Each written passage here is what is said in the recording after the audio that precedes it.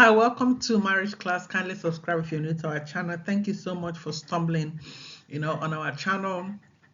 We really appreciate you. On this channel, what we do is we give you tips and ideas, strategies, information on how to not only have a marriage, but how to have a healthy, fulfilled marriage. So this channel is for singles, dating, and married people. Today, I'll be talking about singleness. So, what you do in your singleness will set a tone or a pace for how you are going to navigate marriage if marriage is your end goal. So, singleness for people looking to become wife or husband, at some point in the future, I promise you're right on the right channel. Thank you once again. So, I'm going to dive right in. So, singleness, what you do in your singleness, you can do so many things. Whatever you desire to do, I want you to first of all understand that life is too short. So whatever you desire to do in your single season should be something that you truly love, something you truly, really enjoy as a person. I hope this is loud enough, by the way. So, but that is not what the details of what I'm going to be giving you. But if you're preparing to become a wife or a husband, the key things I'm going to give to you will go a long way for how you navigate and prepare yourself to become one. So in your single season, you're going to be working on self. One of the first things you must consider is going to therapy. Yes, therapy. I know this is one of the languages, one of the words that is thrown around in the media for so many reasons. Some people think using the word therapy is a way for them to just flex their knowledge on trends and social media trends or what's happening in the world. It seems like some people just do it, go to therapy just so that they are able to add it to their vocabulary that I'm also going to therapy or I've been to therapy. It's deeper than that. Going to therapy is really crucial because it gives you more like a shortcut to healing your emotion from your emotional disease or sickness or emotional issues, pains, trauma, your inner childhood experience, adulthood experience, whatever the trauma looks like. Some of us have tried to use self-help books, resources to figure out, certain issues just because we'll listen to ourselves enough and see how we behaved or how the pattern has shown over the years in our different relationships. So we kind of know what disease we are trying to heal. For many of us, we are clueless. Going to therapy will kind of shorten, the length of time you need to discover what's the underlying, emotional disease or sickness you're carrying. A therapist will give you like a safe space. They will give you the support, the strategies, the tools, the information, you need to heal from your emotional pains, the emotional disease, the emotional issues. This often manifests itself in relationship, any kind of relationship. Work relationship, family relationship, dynamics, whatever it is, it's important for you to consider healing from any underlying emotional sickness or disease that you have, knowingly or unknowingly. Really, really crucial. Go through therapy. This is not a must, it's optional, but if you can, it's really important for you to consider that. But if you already know what disease you're trying to heal, maybe abandonment issue or whatever disease, it could be you've discovered you're a narcissist and you want to heal from your narcissism, your grandiose, whatever it is crucial for you to start working on healing yourself. You want to show up as a full person when you meet your partner. We are all traumatized. We are all suffering from emotional sickness, pain.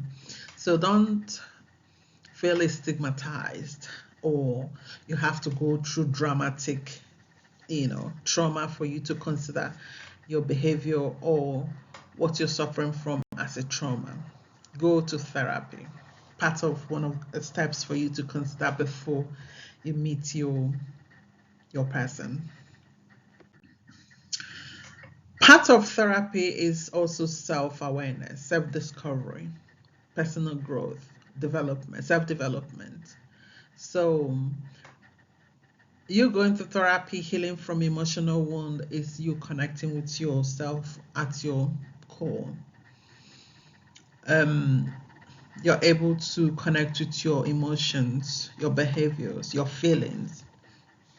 You're able to understand yourself in an in-depth way.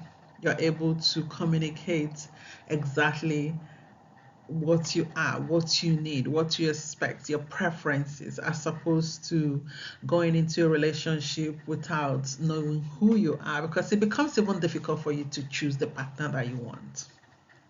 But when you know yourself at your core, it's easy for you to identify the kind of partner you need for yourself in terms of marriage, long, healthy, fulfilled relationships. So I give you an analogy that I normally use in most of my videos. When you know what you're going to buy in a shop or in a supermarket, even a clothing shop, whatever it is, any form of shop you're going to, it's easier for you to identify what you need when you already know what you want, as opposed to when you're just walking in and it's like, let me get on with the flow. It becomes harder. You're going to have a lot of trial and errors.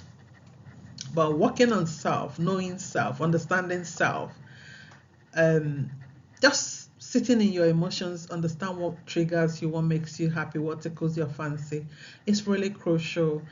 Not only you're able to choose better, you're also able to stay in the relation. One aspect of relationship is choosing and finding relationship. Another big aspect is for you to stay in that relationship. And even the biggest aspect is for you to stay healthy while you're at it. One of the things you must consider as you work on yourself and prepare yourself for marriage is to understand what your boundaries are. When I mean understand your boundaries, like understand it to the core, to T, like you're able to have language to exactly what you expect from those boundaries. They have 12 different boundaries, but in a relationship, there are some that are a must have, if you put it that way. All 12 boundaries are cool, but a must have for you would be to look at your physical boundaries.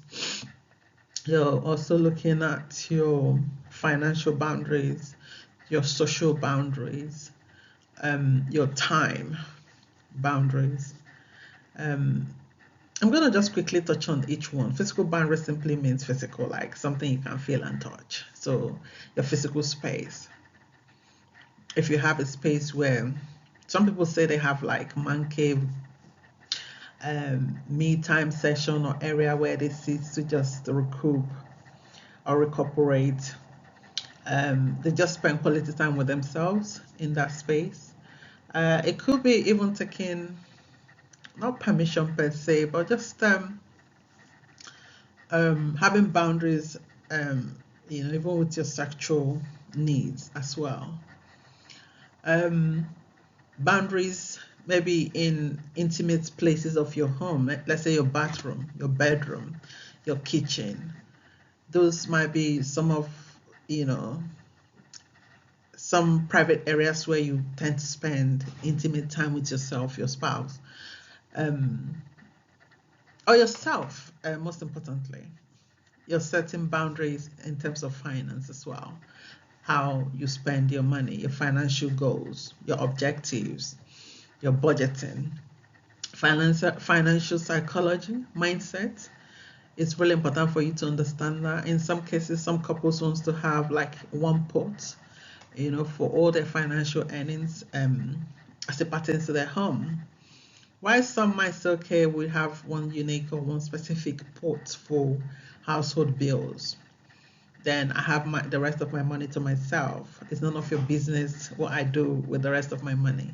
Whatever works for you, but it's important for you to understand what works best, what you need, what you desire in terms of these things. You know, how you spend your time, how you spend your time with family, with friends, with people in different networks. Is it okay for your spouse for your spouse or for your partner to have opposite sex as friends? Does it matter to you who they spend their time with, whether you're there or not? Does it matter to you how much time they spend on social media, how they engage on social media, how they interact with people on social media? Are they there liking opposite sex, sending emojis and whatever it is they call it nowadays? So it's really crucial for you to have clarity in terms of how you want to operate in a relationship. Oftentimes, we expect our partners to know what we want, what we like, you know. But for you to avoid a lot of problems and issues that comes with marriage, it's important for you to understand yourself enough to communicate your needs. It's really important for you to have an open communication, um, honest communication, respectfully with your partner. Because once they have the understanding of what you desire and want, with all of the boundaries you create in the relationship, that will foster mutual respect, healthy relationship as well. On this channel, we're not just talking about lasting relationships, but fulfilling relationship, happy, healthy relationship, not toxic relationship, not relationships where you have to endure, relationship where you're chosen, here I am, and it's better than just being with yourself. Not a relationship where you're running away from yourself because you don't like yourself very much. It's better than just being alone. That to be in a toxic relationship is better than being in it by yourself. No, on this channel, we're advocating for healthy, fulfilling relationships and marriages.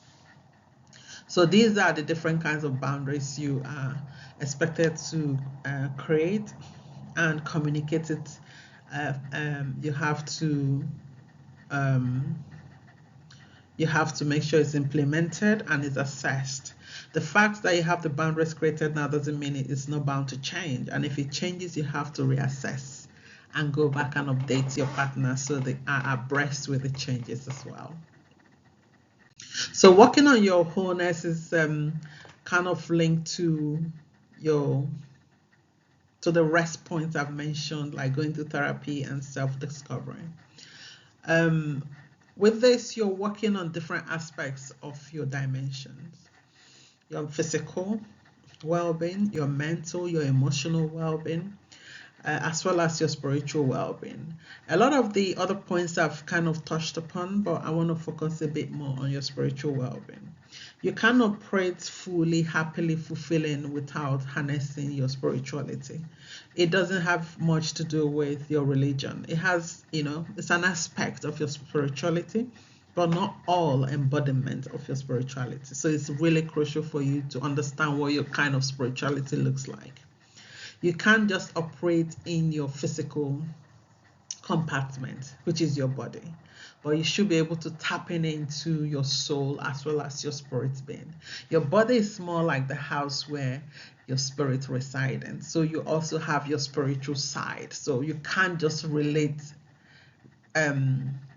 depend on your physical and your soul to operate not only as a single person but in a marriage, because marriage is spiritual. It's spiritual, so you have to tap into your spirituality. For some, it's meditation, walking, connecting with nature. Yoga. For some, it's prayers, fasting, whatever it looks like. Even taking it like breathing exercises. It's also a form of connecting with your spirit being. Working on your physical well-being, what you eat, exercising, your mental health, making sure that you are, reflecting, doing mindfulness exercises. All of that will help you to build. Remember, I'm not talking about perfection, but just consistently working on being a better version of who you are. You're able to communicate. You're able to resolve conflict. You're able to talk to your partner in a respectful way, having the mindset of us as a team, as opposed to being just dead and selfish and acting out um, without self discipline or self control. Why do you really have to work on all of these things as it pertains to you preparing for marriage as a single person? It's really important because who you are is who you're going to show up as in a marriage. You cannot be underdeveloped and suddenly you're mature in a marriage. Even if it's going to be the case, you're going to struggle, like serious struggles that could potentially lead to maybe divorce, separation, because you're dealing with another entity, another person who is also figuring life out. Statistics has shown that people who are intentional in preparing to becoming a husband or as a wife, they tend to have more success. Because most times when you prepare, I don't know if you've heard of this phrase, when you fail to plan, you plan to fail, or when you plan to fail, you like when you don't plan, you have possibilities of failing.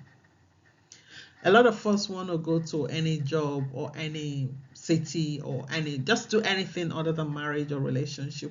We kind of believe we should plan, but when it comes to this most important aspect of our lives, because when you make a wrong decision in terms of who you choose to spend the rest of your life with, it can actually have dramatic effect in your life. A lot of people have lost their lives just by virtue of choosing the wrong person. A lot of people's life have changed, like turned upside down by virtue of choosing a wrong partner. When you choose the right partner, your life will flourish. You're happier, you're healthier. It has so much benefits. You're able to reproduce or recreate a better version of generations. But when you choose wrongly, not only it will have huge impact on you, but it will have impact on generations unborn.